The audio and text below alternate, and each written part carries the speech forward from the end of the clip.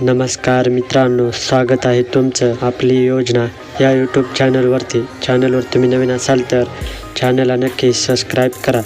तर मित्रांनो, आज आपण बघणार आहोत जो खरीप पीक विमा आहे 2024चा तो कधीपासून तर कधीपर्यंत वितरित होणार आहे आणि त्यासाठी कोणकोणते शेतकरी पात्र राहणार आहेत.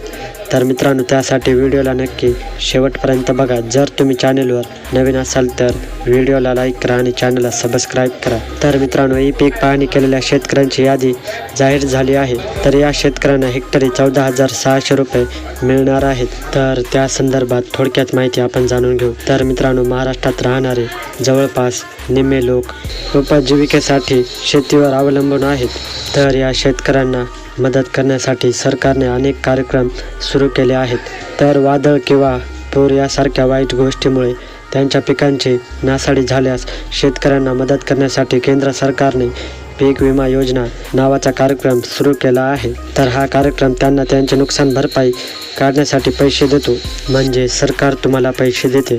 तर महाराष्ट्रात राहणारे जवळपास निम्मे लोक उपजीविकेसाठी शेतीवर अवलंबून आहेत.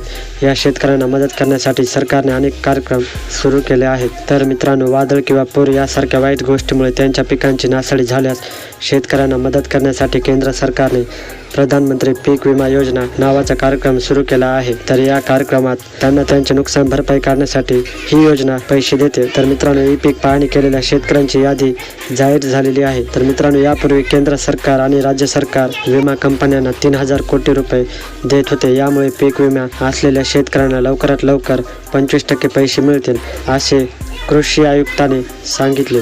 म्हणजेच 25% पीक विमा शेतकऱ्यांना मिळणार आहे. तर मित्रांनो, जसे की तुम्ही बघू शकता, ज्या शेतकऱ्यांनी ऑनलाईन क्लेम केलेला आहे 72 तासांच्या अगोदर, तर त्या शेतकऱ्यांना पैसे पडणे सुरू झालेच आहे. कारण की त्यांच्या तेथील महसूल मंडळी पात्र असतील किंवा नसतील, कारण त्यांनी 72 तासाच्या अगोदर क्लेम केलेला आहे.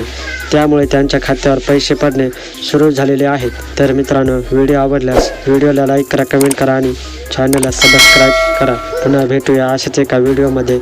धन्यवाद.